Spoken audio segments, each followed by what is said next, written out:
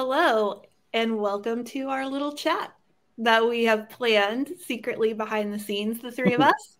I'm very excited to be joined today by author C.S. Umble. Uh, Seth is the author of actually a trilogy and a series that has started coming out since October of last year. He has written two books or has two books out from the Blackwell's series, which is coming out through my imprint, Dark Heart. Woo! Yay! Books 1 and 2. Book 1 is all these subtle deceits, and book 2 is all the prospect around us.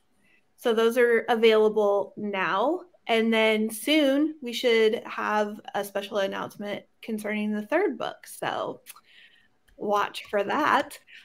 He is also has the first book out from Cemetery Dance, which is from his trilogy. Now I'm gonna say the wrong the first one. Right. Don't tell me. It's That Light Sublime trilogy. That is correct. And Nailed it. The first book is The Massacre at Yellow Hill, which everybody needs to read promptly.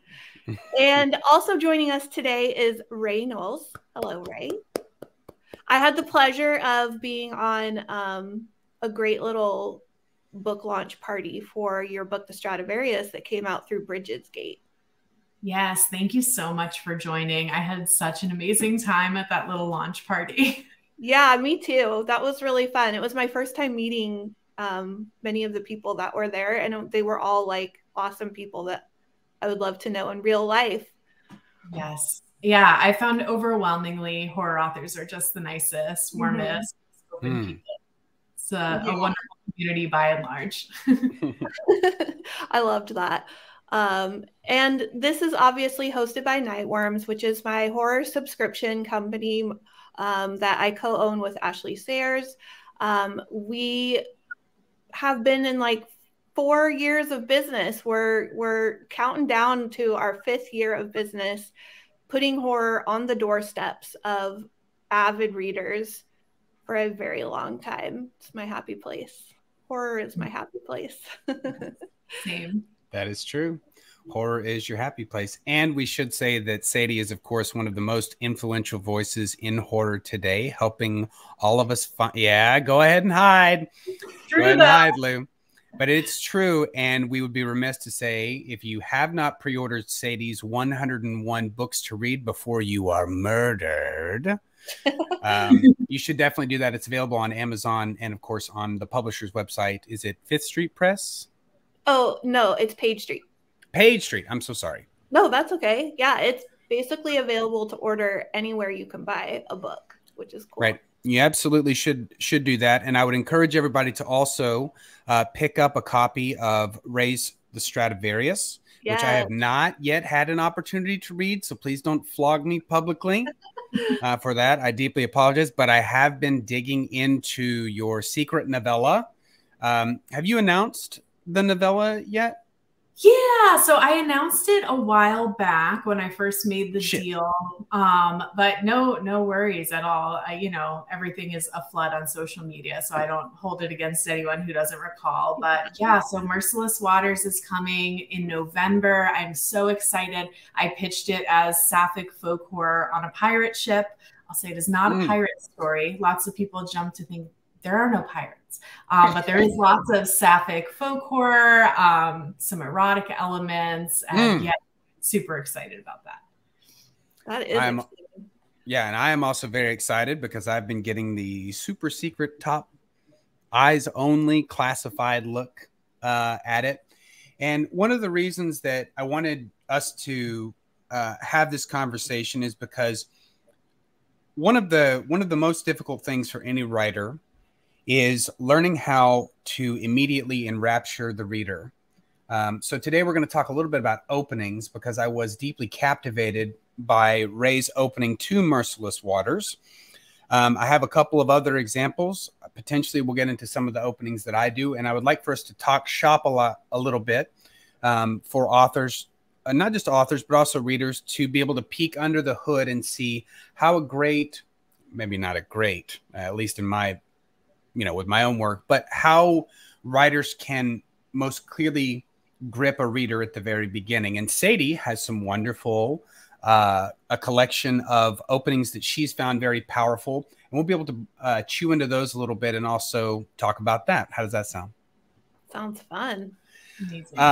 It's very fun. This is one of my favorite things to do. Sadie knows this because she'll listen to me at times go on and on about this sort of dorky aspect of what we do.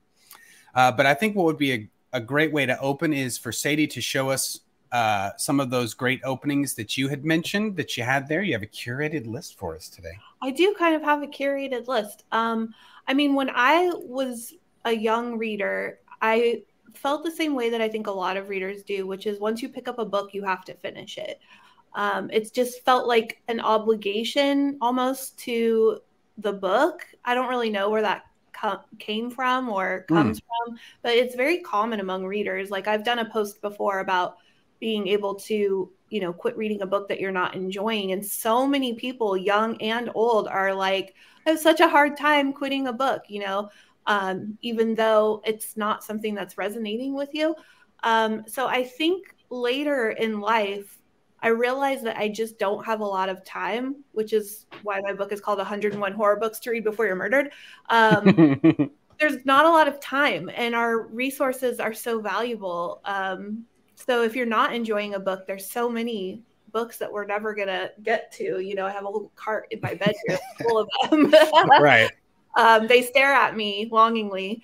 So the best way to realize if this is something that's an investment is if there's that hook in the beginning. It's that thing that makes your heart just kind of settle into that story and you can kind of feel it for the long haul. I usually give something about like 10 or 15 pages. For instance, Shirley Jackson's The Haunting of Hill House starts with a description that immediately transports me to this story. Like I live here now. And then I also have The Great Gatsby, which is a totally different approach. Also my favorite, Jay Gatsby is legendary for me, but it starts in his voice talking about, advice that he had gotten from his father. And you're immediately just like invested in who this person is, like you want to find out what happens. I recently read this book, The Laws of the Skies, which is a horribly violent book. Starts off kind of just talking about these kids going on a camping trip. And at the end of the very first page, it says none of them survive. So you go into this entire book, page 1, knowing that at the end, everyone's dead. Love that. Spoiler alert. You have to know what happens, right? That's the hook. Absolutely. Another one is Tananarive Dew's The Between. You love this book. Yeah, this is a debut novel, and it kicked my ass. Like, I couldn't believe this was her first novel. But it basically starts off, Hilton was 7 when his grandmother died, and it was a very bad time, but it was worse when she died again. It's great. You have to know what happens. Right. I also have Carolyn Kepner's You. Starts off with, you walk into a bookstore, I'm staring at you, I'm looking at you, I'm going to possess you. Like, boom, right off the bat, you can't put this down. And then lastly, good old Steinbeck, which is one of my favorite authors of all time, starts off with a compelling description of landscape. Like, who would have thought a fucking landscape would be intriguing enough to finish a book that fat, But it is. Right.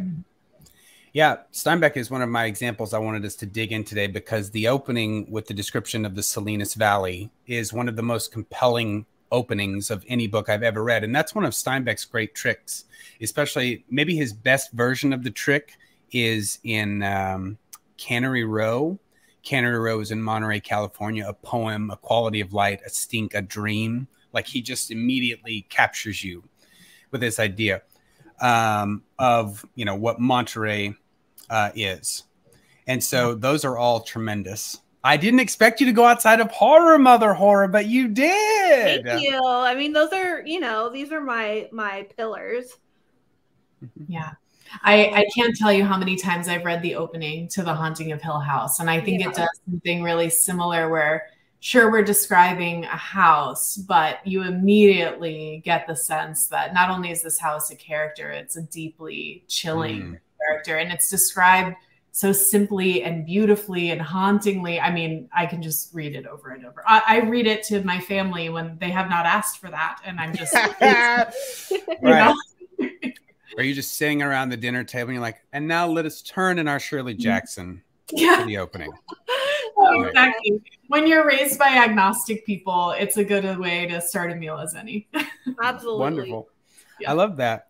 So one of the first questions I had for you, Rae, don't worry, it's not a hard one, but what makes a great opening? What makes a great opening chapter?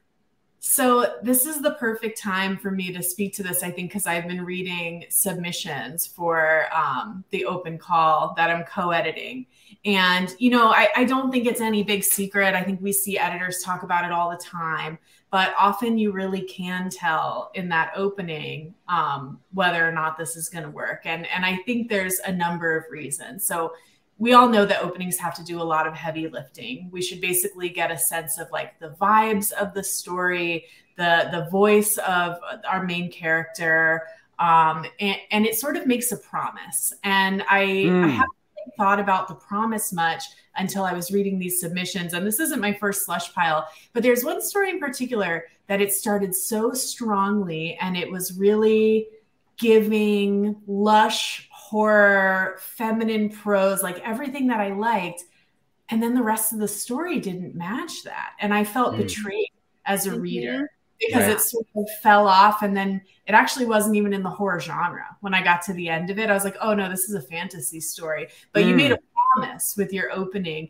And I'm not even sure I can articulate well, like, what contributes to that. But to me, reading horror has a different cadence than reading, say, like fantasy. The focus is a little bit different.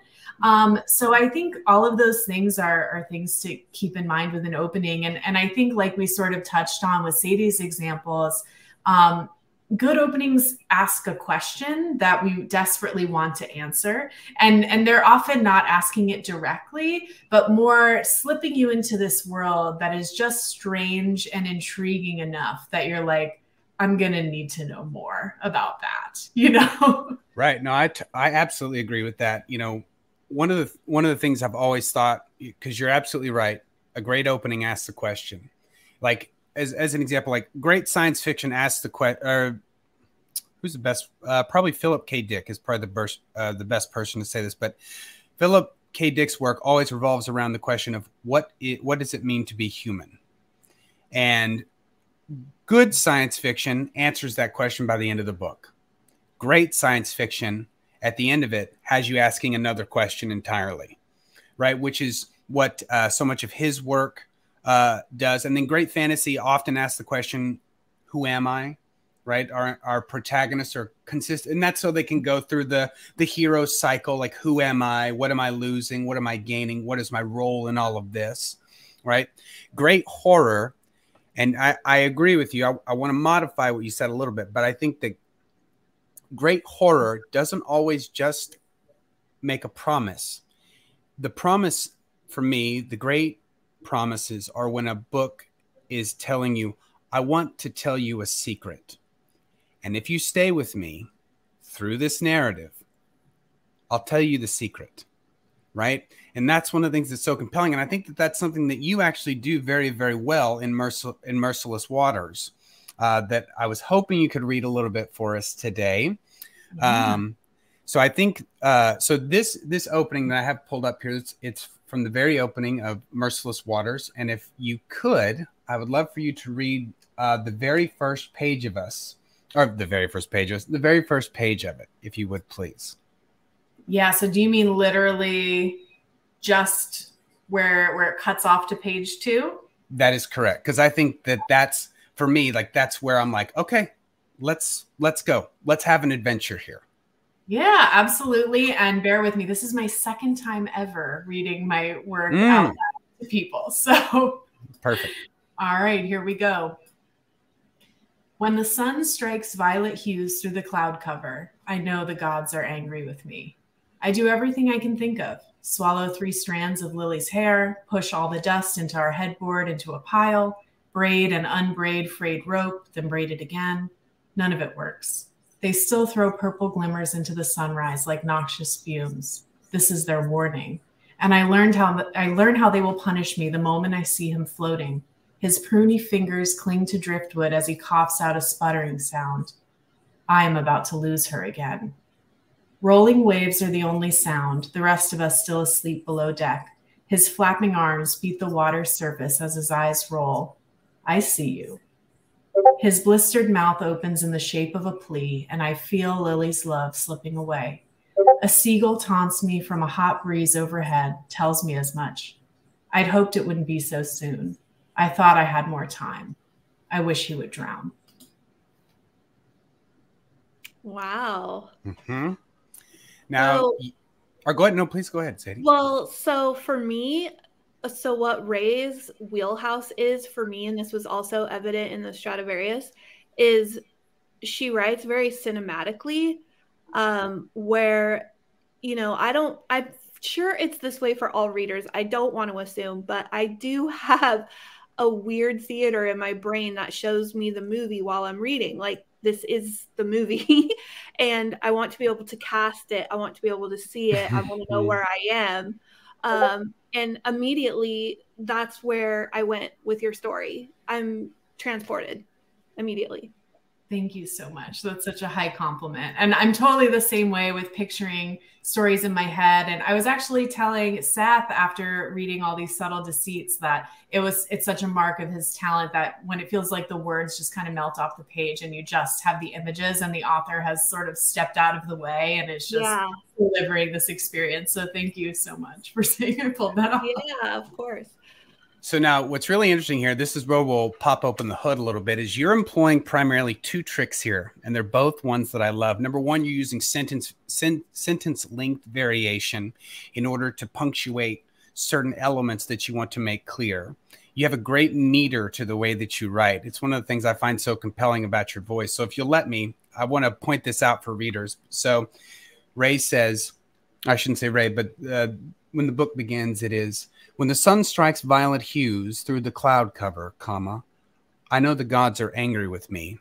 Now, the comma there is what sells the whole sentence, right? The next independent clause is where you're basically saying, like, you're going to set up something beautiful, right? And then you're going to hit the comma. You're going to have them take a breath, a little moment, and then you're going to say something that will strike them. Perfect opening first sentence. Perfect. I know the gods are angry with me, period. I do everything I can think of. Swallow 3 strands of Lily's hair, push all the dust on my headboard into a pile, braid and unbraid frayed rope, then braid it again. Now, what people will be able to see when this book comes out is that Rae employs the use of a colon that is effectively super breath, right? A person's going to take a big breath mentally when they see the colon there. And then she hits us with the tried and true Plato's 3, the rule of 3, right? 3 strands of Lily's hair, push all the dust on my headboard into a pile, braid and unbraid frayed rope, which, by the way, great job of putting the and in between the commas there, right? Because you're setting up the pacing there for the sentence, because what she's doing here is she's setting up a long windup for a haymaker. And then she says, then braid it again. None of it works. So we make this list, right? And then we say all of it's useless. And then just when we think you're done, right? You just hit us with a big right hand. You say, they still throw purple glimmers into the sunrise like noxious fumes. So she's going back to her top sentence. She's mirroring it, right? So the first sentence is, when the sun strikes violet hues through the cloud cover, right? I know the gods are angry with me. We hit the list of 3, set up, big punch, and then we come back to purple. They still throw purple glimmers into the sunrise like noxious fumes. Right? So we're talking about the clouds again. This is their warning. So what she does is she sets up this big long haymaker, and then she hits you with a counter haymaker right after it by shortening it all. Right? Yeah. That's what you're doing. I mean, it's cool because as a reader, like, obviously I'm not thinking about the mechanics of what's happening. It's just working. And it's the same as like when we're eating food. Like my son is a chef, and I'm not thinking about all the complex flavors that he's added to this food. I'm just enjoying the food. Like, he made us chicken parmesan for Mother's Day, with a pasta that was cooked perfectly, and his own sauce, and the salad, and the parmesan was delicious. I was eating this chicken parmesan. I don't know everything he put into it and how he cooked it and what he did. I just love it. And what you're doing, Rae, is you are composing this dish, for your readers, and then we just gobble it up, right? I love that. And then Seth breaks it down. Right. Welcome to Nailed It with Seth and Rae and Sadie. No, I love hearing sort of your breakdown of it. I guess writing Jack, the narrator's voice, I'm not necessarily thinking consciously about the mechanics, but I hear Jack very clearly, and I understand really well who Jack is. And I've written multiple short stories about these same two central characters under different names. And I guess what I want to come across is like a cadence of not only speech, but a cadence of thought. Like, Jack is a little strange. So, the cadence, I want it to feel a little strange. And I think what I have tried to balance in this, and I'm sure some editing will smooth it out more, is striking the right balance between making it clear from things like cadence and obviously, pushing dust into a pile is strange. We know that Jack is strange. So like making that clear, but also not making it so strange that readers struggle to Can't follow. Connect. Yeah, right. Exactly. Right. You do something else here that I really, really like is, so our first paragraph is about 4 sentences long. Well, I guess you break it down a little bit more than that. So it's more like 6. And now typically we'll hear that, hey, keep that first paragraph, keep it short. You're going to lose the reader. You've only got a half a page, right? Because that's what they're going to see when they first open the book. Now you do something, and I love this, and it's a classic Stephen King trick. A lot of writers employ it, but you hit us with that not a big paragraph, but a moderate paragraph. And then you hit us with an appeal to passion. All right, so pathos, ethos, like all that. And so you hit us with the big paragraph, and then you say, I'm about to lose her again. Right? Might as well come out of a Raymond Chandler novel. Right? And it's wonderful because right after you hit us with that, because for those who can't see it, that's a carrier return. So it comes down, it's its own paragraph. And then it's another carrier return into rolling waves are the only sound. The rest of us still asleep below deck. His flapping arms beat the water's surface as his eyes roll. And then in italics to let us know that it's that ghost speaking, she says, I see you. Right? And the italics they're what sell the show, right? And I absolutely love that. His blistered mouth opens in the shape of a plea. Great William Peter Blatty trick there. They're like one of because I picked up this trick from Blatty. I'm not saying you did. I'm saying Blatty employs this trick a lot when he says, like, and her eyes were the color of sadness. And that's what you've got going on here. The shape of a plea, which is wonderful. And I feel Lily's love slipping away. A seagull, once again, we're back, right? So Jack's kind of pushing out into like to senses here. A seagull taunts me from a hot breeze overhead, tells me as much. That's a little poetic there, right? You could have done anything there, but instead you hit us with the comma again, tells me as much. I hoped it wouldn't be so soon. I thought I had more time. I wish he would drown. So in this single half page, you have introduced not only the character, not only the setting, not only the strangeness of the character, but you've introduced 2 key elements. Number 1, loss and time. And those are immediate things that the reader is going to connect. And to be fair, like I'm 70 pages into this novella, and everyone is going to be able to feel that. It's the purity of voice that you've developed, right? And I can tell you've got a good ear for the way Jack speaks, the way Jack thinks, and most importantly, the way Jack feels. And I think that that's wonderful. I think that this is a marvel. Like just in that half page, how can you not be connected with this person and the weirdness of it? Right now, we're seeing ghosts in the first half page. Yeah, thank you so much. I'm so happy that you picked up on the loss and the time, because that's absolutely something I want to come across as part of the opening, kind of cueing in the reader that here's some of what we're looking at through this novella. But things with theme related, I never want to feel like I'm beating someone over the head with it either. So right. Wants to strike. Yeah. Well, Rae, I also like that you said earlier on when you were talking about Jack that he's strange and you want readers to connect to him in a certain way because you hear him and you see him.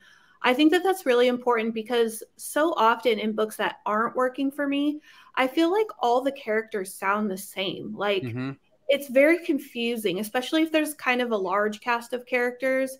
If the characters are dialoguing and there's really no difference between the way that they speak to each other, like that's super boring. Like I was listening to my daughter and we were in the car and I was just kind of aware of how we were talking.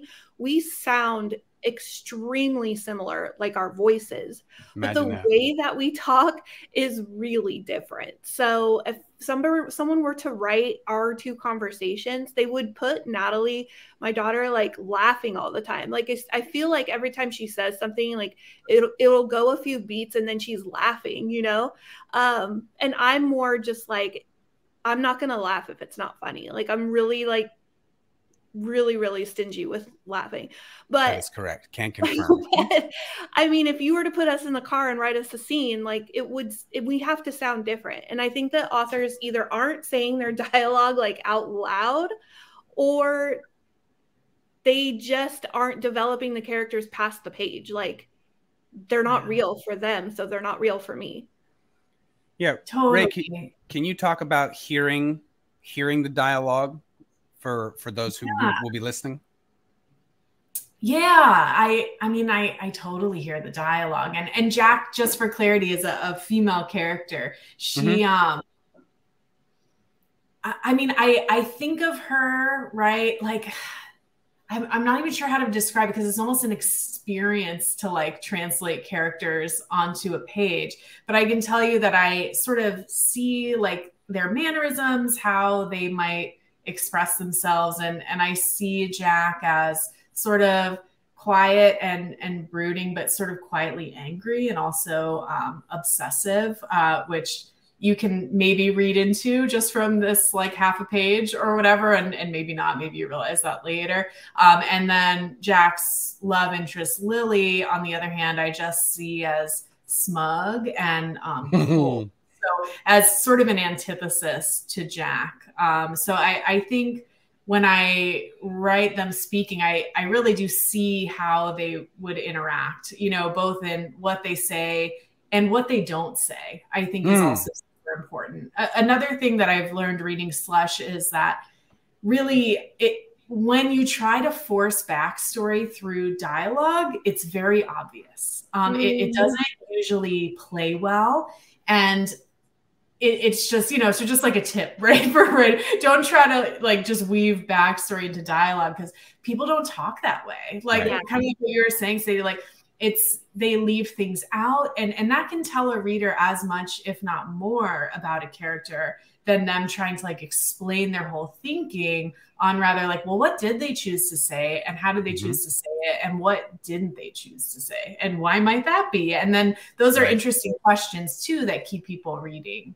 Yeah. Like these big chunks of exposition between people talking too, that is super hard on me. Like, cause I won't remember the threads of the conversation. So if two people are talking and then you have inner mind chat with one character for a whole fucking page or a paragraph, I have to go back and read that dialogue again. I don't remember what they were talking about.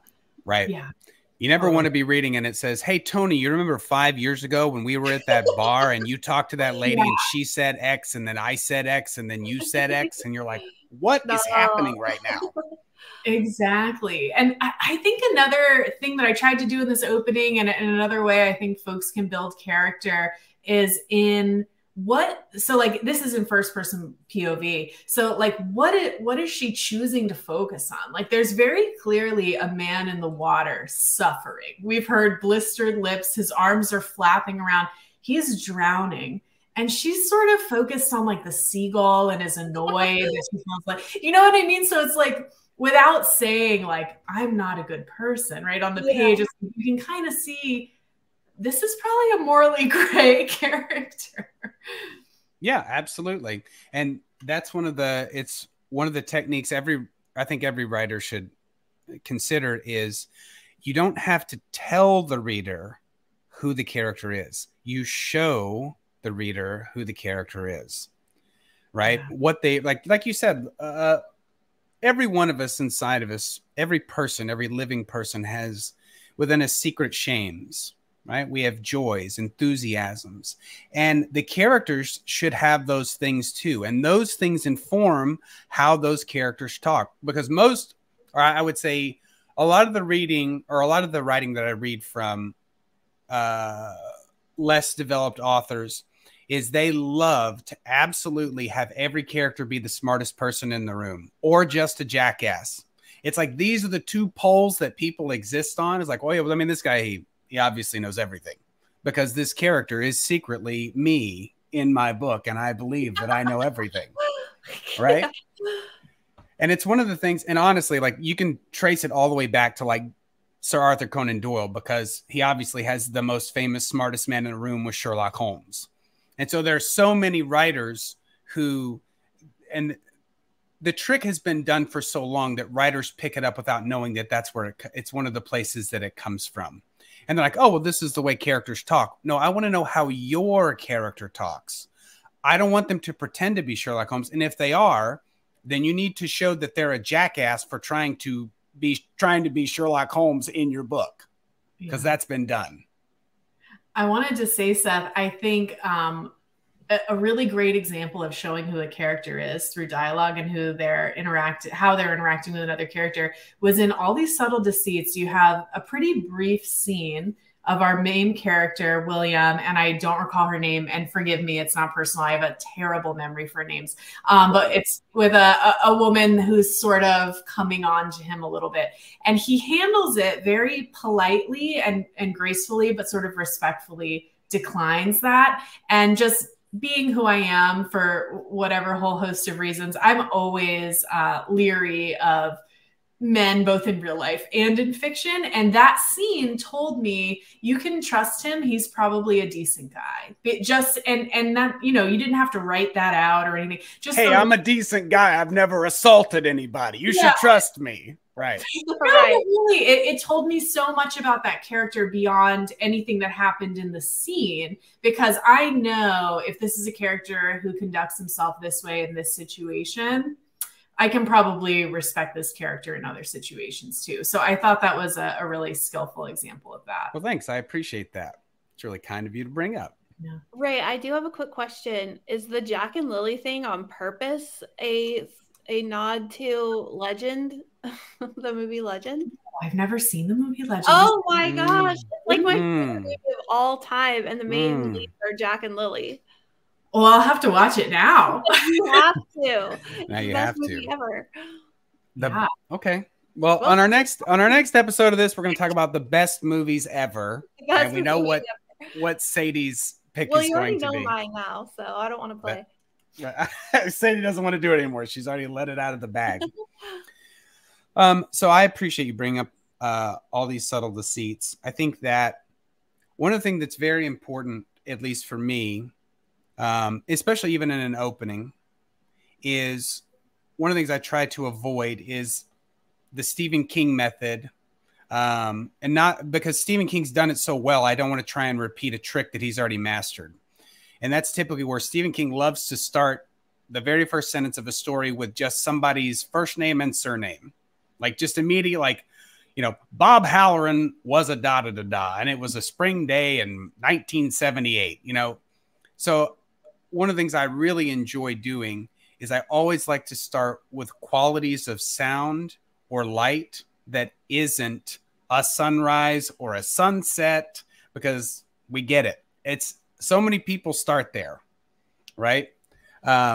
You actually subverted that in this, in the opening, where you say the sun strikes violet hues through the cloud cover. So the sun is not the direct object there, right? You're using the sun as a modifier to really talk about the violet hues through the cloud cover, which I really appreciated. I thought that was very well done. And I know I really want to move on to yours, but I just want to share one other thing about that exact line before we do. I'm ready. Tell me the secrets.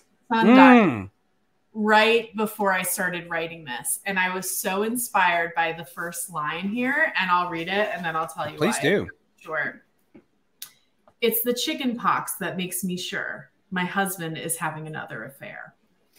And so the similarity and the thing that I love so much is we're saying A plus B equals C, but not in a clear way. And like when I read that opening line, it made me go, wait, why'd you draw that conclusion? Yeah, to figure it out. And I love that dynamic of like telling the reader, this happened, so it means this, but the connection isn't clear. So you have to read to find out why. Yeah.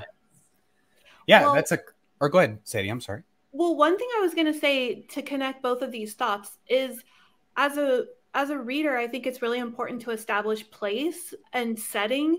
I think that's often an ignored thing. Like I read a book where I didn't have a feeling of where I was the entire time.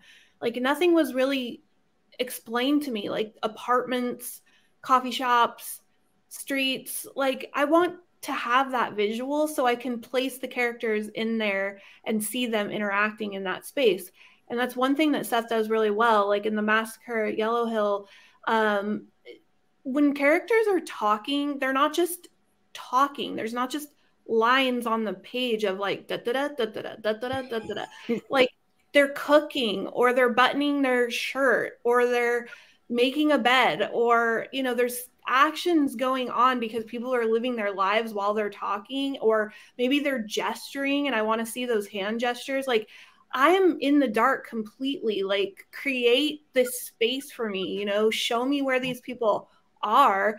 And that's what I like so much about your opening too, is I'm seeing this place. I'm not just floating along in some kind of dark nebula where I don't understand what's happening. As appealing as that sounds for you to be existing in a dark nebula. Yeah. Right.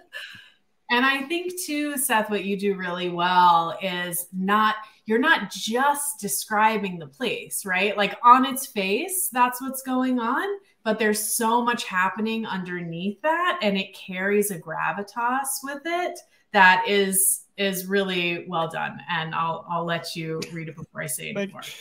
Thank you. No, I'm happy to talk about your work entirely. I think that both young and experienced writers can learn a great deal from what you're doing. And that's really for any writer, that's the value of reading new writers, is to always be like, oh, well, look at I've never seen the trick done that way. Right. I've seen a woman saw it in half multiple times. I've never seen it done quite that way.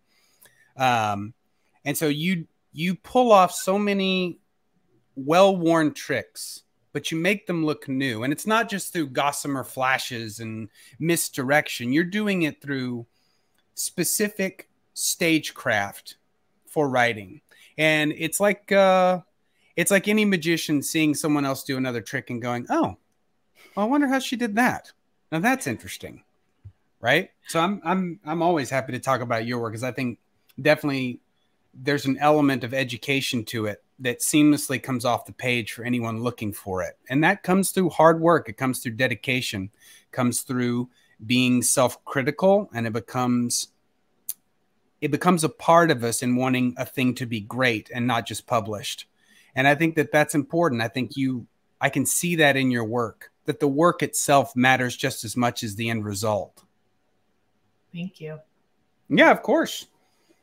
So I have an opening here that I'd be glad to read. I'll try to get through it very quickly. It's the cold open from All That Mankind Fails to Bear, which you should be watching Dark Heart's social feed for potential news revolving around that book.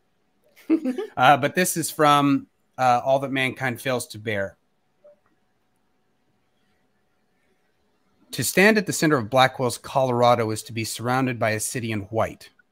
Marble buildings stretch from the earth, towering over the observer with absolute authority. There is an undeniable majesty projected from the shining white stone artifice of the city's historical landmarks, its skyscrapers, and municipal buildings. All this preserved culture, all its economy, all its governance, cut from the singular color that, for the American country wherein it resides, represents antiquity, power, and glory. To stand at the beating heart of Blackwell's is to see the city as it wishes to be seen, an immaculate bride ready for ceremony, celebration, and finally, consummation. Adorned in white, she, like all brides, hopes she will admire the tranquility of her form, the grace with which she strides, her pride, her beauty. To stand in that spot over the span of a year, a person would find themselves drinking in the alluring shadows, darkly outlining winter-white dusted spindles, their hearts seared by the swollen glass cupola of an immaculate museum that burns azure in the spring and summer, slick and wet as a freshly cut sapphire under the cornflower autumn moon. This cupola, set on a hill like a jewel within a wedding band of white gold, serves as the first betrayal of the city's stark truth. At its center, Blackwell's is a white city, but surrounding that gowned lady, fanning out from her central bodice, is a train of spectral hues of nature and a population spilling over with color. The Astalots cutting their stone stockade around the city reach darkly in gray and blue. Their own crowns are white too, but brighter, more pure than even the marital marble at Blackwell's center. The Cam River, its source forever a secret, charges purple and white southwest into the Starlight Valley. The valley swells, pregnant with marigolds, violet, and swaths of wild sunflowers so vast that from the sky one might believe they are flying over acres and acres of honeycomb.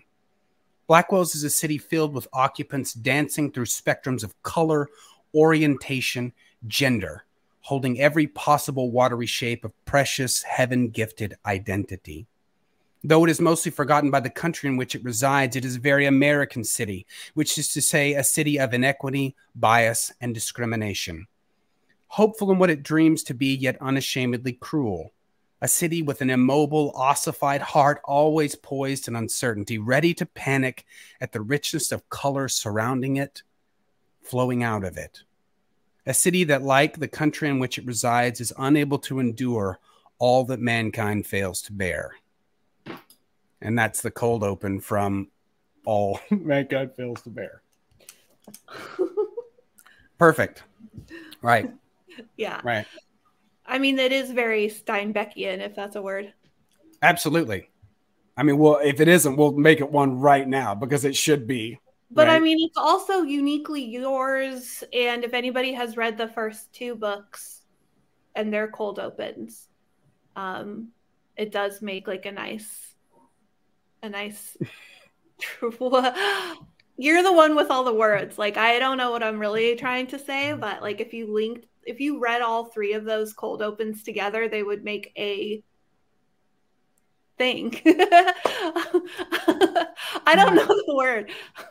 It feels like looking at Blackwell's from different angles. Yes, thank you. Yes. I would add to our list of comps, As I Lay Dying, and I don't recall because I read it so long ago if it's the opening, but I want to say it is, where they're describing a landscape. But if you pay really close attention, the route that we're taking as it's described is a coffin shape. And you're doing, that same shape work here with a wedding dress, which is a really interesting image choice. That's very perceptive of you, Rae. Thank you. I feel exposed. Secrets in the open. That's very perceptive of you. That's absolutely correct. Yeah. And I'll just say, I felt very gratified at the ending of this when it sort of turns from being descriptions about sort of this like almost heroic imagery, prideful imagery, to saying, it's a very American city, which is to say a city of inequity, bias, and discrimination. Because I've got to say, from the opening 3 sentences, you repeated the word white a couple times, and you talked about standing tall and absolute authority. And immediately that makes me go, uh-oh. Right. So like at the same time that you're describing something, you know, white is traditionally seen as whatever, pure or good, or I don't know, whatever the classical symbolism of white is. But I think in today's context, when we start saying it was white and tall and had all this authority, and it, you know, went up in straight lines, and it, you know, like this image of power, I start going, oh no, this is not going to be good. Right. Right. And you're absolutely right to feel that way. It is intentionally done. It's certainly, Blackwell's is never presented as, Blackwell's is actually perfectly presented as heroic in that it is deeply flawed. You know, of course, you know, hero comes from the Greek word of just someone who moves forward, you know, moves the story forward. Right. And Blackwell's is the central character to the whole series. It's the fulcrum upon which everything is lifted. And one of the main intents for All That Mankind Fails to Bear is for the city to have to deal with its whiteness. And that comes from, I have a deep appreciation for James Baldwin. Just one of the, tragically, I hate using the word forgotten, but certainly underappreciated. James Baldwin was the voice of the civil rights movement who could not be distilled into a singular statement. And his arguments were always nuanced. And so I wanted to write a book that has a running theme, and whiteness is a part of that theme, in less the traditional sense and more of the cosmic horror sense. And so that's one of the things that this book deals with, is that how do we deal with this this white city that really, the great glory of it is all the color that's spilling out of it, that it refuses to add to its wedding gown. Yeah, that's a part of the book. It's a big part of the series. Yeah. So I appreciate you. Oh, that's awesome. And I'm glad that, you know, my observation sounds like the book is handling that. You know, we talked earlier about openings making promises. The other suggestion I think that could be read here to me as a reader, and I'm privileged that I can't give away spoilers because I haven't read this yet. So right. As soon as it's out. But I'm thinking about a bride on her wedding day, and the way you go out of your way to say she's ready for ceremony, celebration, and consummation. I know. Right? And I'm wondering, you know, like my mind is guessing, which is great because it's making me want to read on. But I'm wondering, is Blackwell's as a city about to be consumed by some other force, right? Because that's one way to kind of look at a wedding day like that. Mm-hmm. A wedding day could also be viewed as a woman being sort of giving away autonomy, like, you know, is something like that coming? So it has my mind going like, okay, let's see what's going on here. Mm-hmm. Mm-hmm. No, I think those are excellent observations. And Sadie has read the third book. And I think she would agree with some of your points that you have. Yeah. And it also, what Rae is saying is the only proof that all authors need to understand that your readers are smart enough for whatever you want to throw at them. Without question. I mean, sometimes I feel like I'm being spoon-fed something and it just feels cheap, and it feels like I'm not trusted, and it feels like I'm being led by the nose through the story. And I can get there. I fucking promise. And like what Rae is saying is, I have not read this, but here's all I'm getting out of like a cold open that is very perceptive. So whatever an author wants to do with a story, the main thing is your audience is ready. And the ones who aren't, that's not your audience. So don't worry about them. Just worry about the ones that you're speaking to and writing for. Absolutely. Yeah, I think I always try to write from the perspective that every person who's going to read this book is smarter than I am. And so long as you, and because I think, Sadie, one of the feelings or one of the words I would also use to describe that feeling is don't insult me. Like, I don't need, like, I mean, some people do, and that's fine. Most readers, 90% of readers, do not need you to spoon feed them pieces of dialogue and the plot to be like, well, you know, Rick and Tammy are going to find object A, and then they're going to run into this, they're going to run into these formulaic issues, and then at the end, they're either going to end up together or they're not. Like, we've seen that story a million times before. Paint something for me. Don't just show me the, you know, the graph of, you know, rising action, climax, falling action. Give it a three-dimensional shape. Turn those peaks into an actual mountain where I can see the face. I can feel the weather coming off of it. Authors should always strive to make a thing as powerful as possible and as clear as possible. Well, what do you think? What do you think, Rae? I'm just thinking how when I feel like I'm given too much, and one of my main feedback as like a critique partner is like, say less, because at least for like the genre of horror, anything sort of dark thriller, like that's the fun. I want to figure this out as we go. I don't want you to just tell me the answer because I'm, you know, that takes me out of it. I want to be part of this. I want to feel like I'm coming to the table and having to put pieces together. And if you put them together for me, I don't feel as good about the experience. What the fuck are we doing here?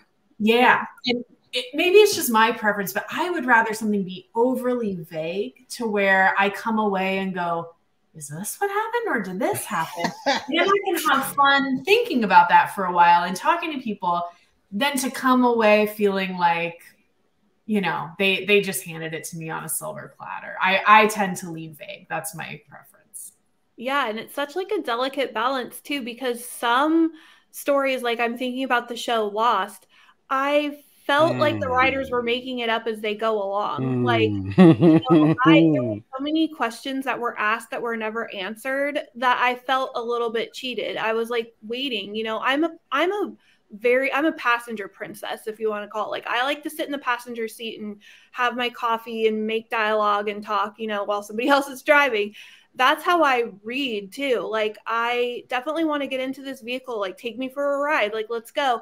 But if I don't fucking trust that you know where you're going, like I'm going to get out of the car and I'll drive myself and I'll pick a different book and yours is now kicked to the gutter. Like,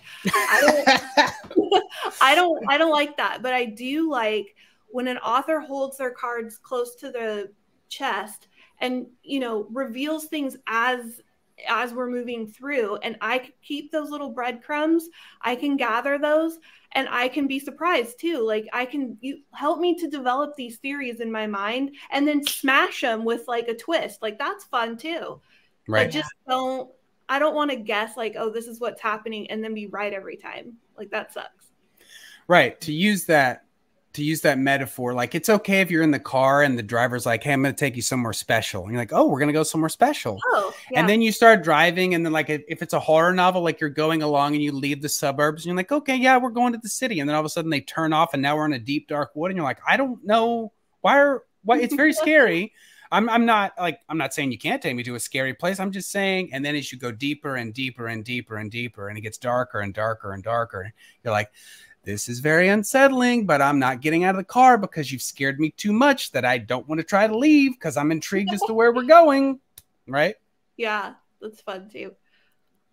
But go ahead, Sadie. I'm sorry. I was just going to say, like, before, because we are at like a 54 mark here, we definitely allowed for some space. I think it was good organic dialogue, but I want to make sure that we talk about the different works that you guys are currently doing, that are coming out, that we can anticipate. Rae, we'll go ahead and start with you. Like, I've been seeing Scissor Sisters. Like, I want to know more about that. I want to know when this book that you just read for us is coming out. Like, hit me with the details. Yeah, absolutely. Okay, so my debut novel, The Stradivarius, just released earlier this month from Brigid's Gate. It's a psych thriller with horror elements. The one I read from, Merciless Waters, is coming out in November. Exciting. And Scissor Sisters is an anthology of sapphic villains that I am co-editing with April Yates. And we're reclaiming the predatory lesbian trope, because if there's one, Yay. Here we go.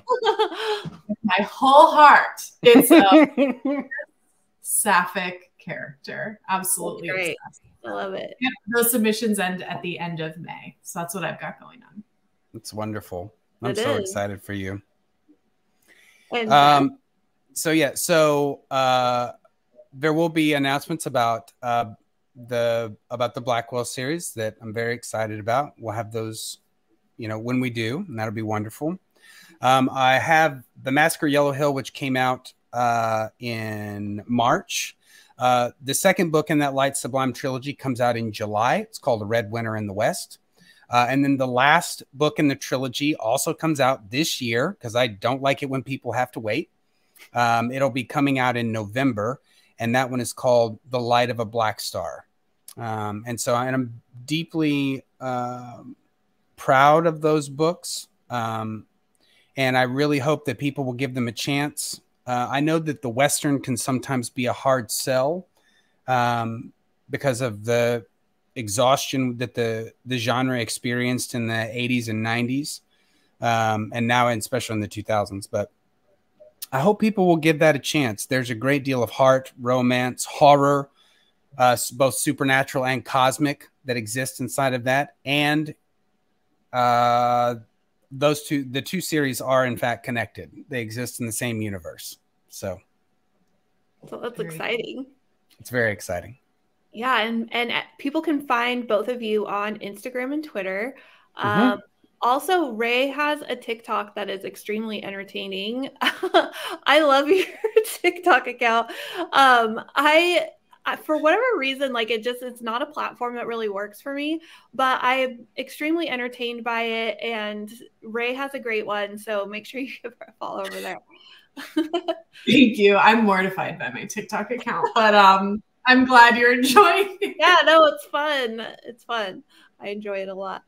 Right. So everybody, just as a recap, everybody go pre-order Sadie's book, a 101 horror books to read before you are murdered.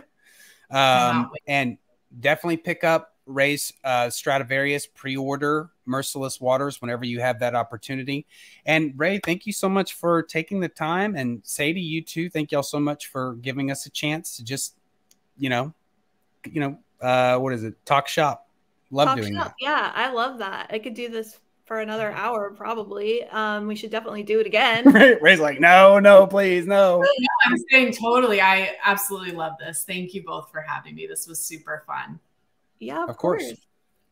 Well, that concludes this session, but I hope that we can gather again next time, maybe have some more authors, and we'll just see where this goes. I thought it was fun. Endings next time. We'll do endings. Endings, yes, perfect. Okay, you guys stay put. I'm going to end the recording. Okay.